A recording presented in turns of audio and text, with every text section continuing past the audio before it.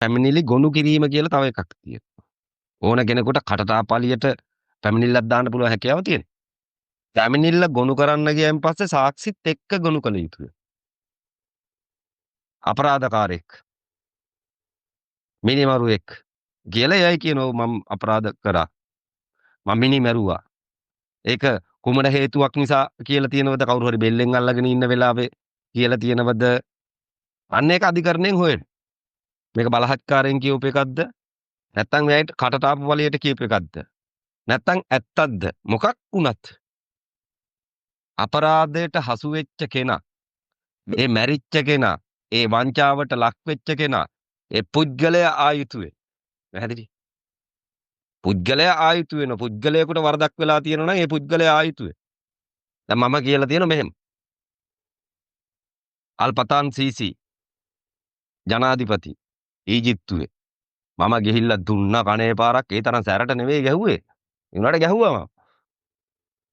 කියලා වොයිස් එකක් දාන්න. වොයිස් එකක් දැම්මන් පස්සේ මේ ඊජිප්තුවේ ජනාධිපති කෙනෙකුට ගහලා තියෙන්නේ. මං අහන්නේ ශ්‍රී ලංකාවේ ඔහු අත්අඩංගුවට ගන්න. අර ඒ ගහපු එකට මෙහි අත්අඩංගුවට ගන්න. එහෙන් එවෙලේම අත්අඩංගුවට ගන්නවනේ. වරදක් කරලා තියෙනවා නම් ඉන්න රටෙන් එවෙලේම අත්අඩංගුවට ගන්නවා.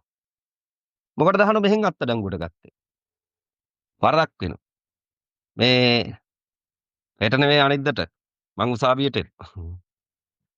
එදාට දාපු පැමිණිලි වලට ඒ පැමිණිලි ගොනු කරලා ඉදිරිපත් කළ යුතු වෙන උසාවියට.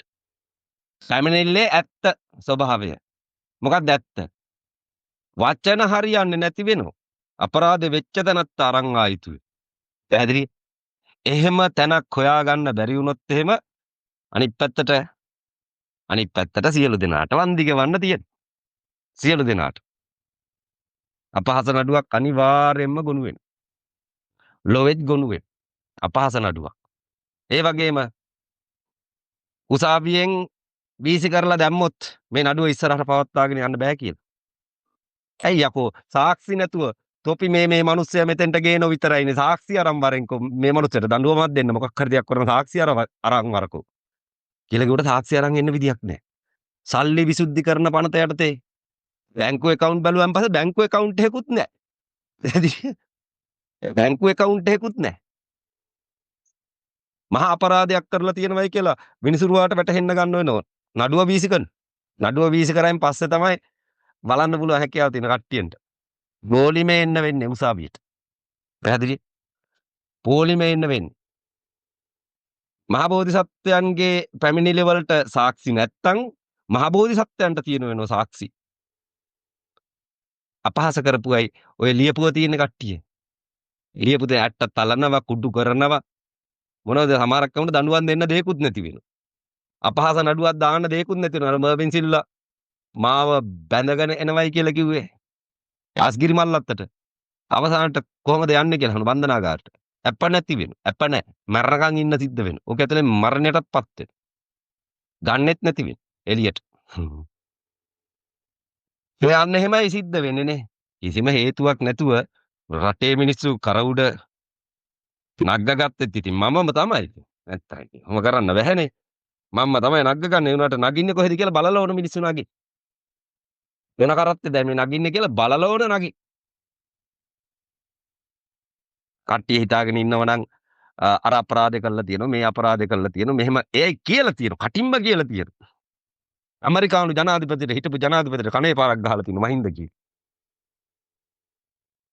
දැන් මහින්ද කියනවා එහෙම මං ගැහුවයි මෙහෙම ගැහුවයි මෙහෙම කරයි ඊට පස්සේ ඒ කට්ටිය කටපුක වහගෙන හිටියයි. ඒ කට්ටිය කටපුක වහගෙන හිටියයි. නීතිය ක්‍රියාත්මක කරන්නේ ඇමරිකාවේ ප්‍රශ්නෙට ලංකාවේද කියලා. පැහැදිලි? ලංකාවේ යම් නීතියක් ක්‍රියාත්මක කරනවා නම් ලංකාවට හානිදායක පුද්ගලෙක් ආකාරයට පිටරට ඉඳගෙන කුමන්ත්‍රණ කරලා තියෙනවා නම් ලංකාවට කුඩු ගෙන්නවල තියෙනවා නම් අපරාධ කරලා තියෙනවා නම් අන්න එයයි ජාත්‍යන්තර පොලිසිය හරි දාලා ඒ අන්නේ පිටරට ඉන්න කාරන් ආයිතු වෙනවා ලංකාවට. මම ලංකා රාජ්‍යයට කිසිම දෙයක් කරලා නැති. ලංකා රාජ්‍යයෙන් ඒ කියන්නේ රාජ්‍ය භාණ්ඩාගාරයෙන් රජයේ සේවකෙක් ආකාරයටවත් ගත. රුපියලක්වත් අරගෙන නැතිනො ජීවිතේට. දන්නවද? මිනිස්සුන්ගේ බදු මුදලින් එකතු වෙන රාජ්‍ය භාණ්ඩාගාරයේ මුදල් පඩියක් ආකාරයට මම තාම අරන් නැතිවේ. මම මේ රාජ්‍ය සේවකයෙකුත් නෙවෙයි. රාජ්‍ය භාණ්ඩාගාරයෙන් කපු මිනිහෙකුත් නෙවෙයි. මහන්සි වෙලා හම්බ කරගෙන පිටරට ඉඳගෙන ජීවත් වෙච්ච කෙනෙකුට මෙහෙට ආපු ගමන් කැසරේට මොකෝ දැම්මේ නඩු කියලා. දින 16ක් ඇතුළත කරපු අපරාධ පෙන්විය යුතු නෝ රටට ආවට පස්සේ කරපු අපරාධයක් තියෙනවා නම් ඒකට නඩු දෙමිය යුතුයි. ඇවිල්ලා දැන් වසර එකහමාරක් වේ. ලංකාවට ඇවිල්ලා වසර එකහමාරක් වේ. ආපු දින 16 කිසිදු වරදක් කරේ නැති වුණා. ඒ වුණාට හිරේ යන්න සිද්ධ වුණා. මොකෝ අන්න ඒ ටිකේ මට අපහාස කරේ, මට චෝදනා කරේ, මම හිරේ දැම්මේ. මං සියලු දෙනා නඩුව ඉවත් වෙච්ච ගමන්ම හොයනවා. මුල ඉඳලා හොයනවා. අපරාධ පරීක්ෂණ දෙපාර්තමේන්තුවට අනුර කුමාරගේ වැඩ කරන්නට වැඩිය මගෙත් වැඩ කරන්න තියෙනවා. මං ඉන්නේ එතනම ගිහිල්ලා. මම මේ අද ආවා මෙන්න මෙහෙම කමෙන්ට් එකක් දාලා තියෙනවා මගේ ඇට තලනවයි කියලා එක්කෙනෙක් මේ AI සම්බන්ධව පැමිණිල්ලක් කරන්න ආවා අත්අඩංගුවට අරගෙන නිසි දඬුවම් දෙන්න අපහාස කරලා තියෙනවා මෙන්න මේ අය මේ YouTube නාලිකාවේ මෙන්න මේ අය අරගෙන ඉවිල්ලා නිසි දඬුවම් දෙන්න පැහැදිලිය නැත්තම් පාපොච්චාරණය සිද්ධ කරන්න බල්ලෝ වගේ පාපොච්චාරණය කරවන වෙනවා සියලු දෙනාට පැහැදිලිය අපිට වැරදිලාය අපිත් මේ ආරංචි මත කතා කරාය කියලා සියලු දෙනාගේ කටවල් වලින් කියවුවා. ඒක ස්ථිර වෙනවා ගලගම කසල ධම්ම කුමාර කස්සප ගොඩාක් දේවල් කියනවා. වැඩකට ඇති දේවල් නොවෙන. අදාළ නැති දේවල් වෙනවා. අදාළ නැති දේවල්. තමන්ගේ ගෙදරට ඇවිල්ලා පැනලා බඩු මුට්ටු හොරකම් කරගෙන ගියා නම් තමන්ගේ පවුලට තමන්ගේ රාජකාරියට බාධා කරා නම් අන්න එහෙමයි පැමිණිලි දාන්න ඕන. මේ රටකින් මිනිස්සෙක් ආවයි ඒ මිනිස්සෙට ටක් ගාලා පැමිණිලි දාලා හිරේ දාන්න ඕනේ කියලා රටක් ලෑස්ති වුණානේ. අන්න ඒකට මට ඉතින් දැම්ම කියන්න මොකුත් දෙයක් නැති වෙනවා. මෙවර නඩුව වීසි වුණොත් කරන්න දේවල් තියෙනවා. නඩුව ඇදගෙන යන්නේ දැන් මේ සාක්ෂි ඉදිරිපත් කරගන්න බෑ. අර කියපු කරපු අපහාස වලට දාපු පැමිණිලි වලට සාක්ෂි ඉදිරිපත් කරගන්න බෑ. පැහැදිලිද? ඒක පැමිණිල්ලක් දාලා තිබෙනවා අනවසරයෙන් කැලණිය රජමහා විහාරයට ඇතුළුනි. මම සංඝරක්කිත හාමුදුරුවන්ගේ මේ ආවාසයට ගියා නම් අනවසරෙන් අන්න වැරදි වෙන්නේ. මම ගියේ මේ චෛත්‍ය වටේටයි මෙත්බෝසත් ප්‍රතිමාව ගාවින් ඇවිල්ලා අවලෝකීතේශ්වර ප්‍රතිමාව ගාවට විතරයි ගියේ. එච්චරයි ගියේ. පැහැදිලිය? අනවසරෙන් පන්සලට ඇතුළුනායි කියලා පැමිණිල්ලක් දාලා තියෙනවා.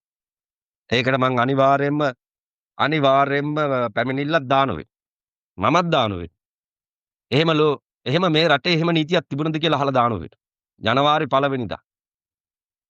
ජනවාරි 1 වෙනිදා. ඒ දිවා රෑ නැතුව කැලණිය වැඳ පුදා ගන්න මිනිස්සු උතෙන්ට එනවා. මට විතරක් අවසරයක් ගන්න ඕන කියලා කියපු එකට මම වෙනම පැමිණිල්ලක් දානවා. මට මේ අර කරඬුව නාමල් රාජපක්ෂට වගේ ඔළුවට තියාගන්න කරඬුව මේ දූෂිත පරාජිකා භික්ෂුවකගෙන් කරඬුවක් ඔළුවට තියාගන්න එවුන්ගෙන් ආශිර්වාද ගන්න මම ගන්නෙ නැති වෙයි. පැහැදිලි අර කිව්වේ ආශිර්වාද ගන්නන්න ආවනම් මේ අපිත් එක්ක එකට යන්න ආවනම් ෂෝක්නේ. බෑ ඒ කට්ටියත් එක්ක යන්න බෑ. ඒ කට්ටිය පොහොට්ටුවක් පෙන්නලා රටක් අනාථ කරපු පූජ්‍ය පක්ෂයක් ඉන්න තැනක් වෙනවා. ඒ කට්ටිය. පොහොට්ටුවක් පෙන්නලා රටක් අනාථ කරපු. මම යම් අපරාධයක් කරලා තියෙනවා නම් උසාවියට සාක්ෂි කැඳවන්න ඕන. ඒ අපරාධයට හසු වෙච්ච කට්ටිය, අපරාධයට බිලි වෙච්ච කට්ටිය, ඒ වංචාවට හසු වෙච්ච කට්ටිය ඔක්කොම ගෙන්නවන්න ඕන. නිකම් හොඳ නෑ හොඳේ. වරදක් නොවි පැමිණිලි දාන එකේ ප්‍රතිවිපාකය කොච්චර ලොකුද කියලා ඉස්සරහට බලා ගැනීමට හැකියාව තියෙනවා. පැහැදිලිද? වැඩි කට්ටියක් නෑ රටක් මට අවශ්‍ය වෙන්නේ නෑ. කිහිප දෙනෙක් අල්ලගෙන මම කියනවා පරීක්ෂණ කරන්න ඔවුන්ට මේ පණිවිඩය දුන්නේ කවුද? පණිවිඩය දුන්නේ කවුද? මාව හිරේ දාන්න. උත්සුක කෙරෙව්වේ ඒක උණුසුම් කෙරෙව්වේ කවුද කියලා හොයාගෙන යන්න කියලා කියනවා. ඒ කට්ටියන්ට කීය ලැබුණද කියලා අහන්න කියලා කියනවා. මොන හේතුවක් නිසාද අර පුද්ගලයාට අරතරන් අපහාස කරන්න ලැස්තුනේ කියලා. තනි ඉරිසියාවක් වෙනවා.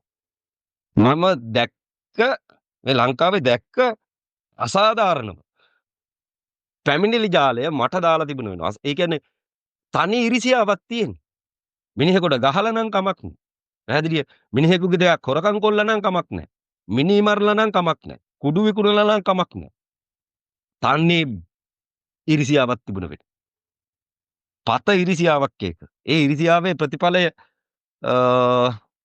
ඔච්චරද කියලා කියන්නේ ඉතින් ඉරිසියා කරේ මටනේ මාව මට හිරේ යන්න සිද්ධ වුණා. මං හිරේ ගියා වෙන්නේ. මොකද ඉරිසියාකාරයොත් එක්ක ඉරිසියාකාරයන්ගේ හිත සනස්සන්න නැතුව මට එළිය පහළිය ඇවිදින්න බැරි වෙයි. ඉරිසියාකාරයන්ගේ හිත සැනසීම සඳහා මං හිරේ ගියා වෙන්නේ. මට එළිය නතර වෙන්න පුළුවන් හැකියාව තිබුණේ. මං කිව්වා ඕන්නේ නැහැ. මං ඇතුළට යනවයි කියලා. මොකද එළියේ ඉන්න තනි ඉරිසියාව අප්පු පැලෙන්න හැදුවා.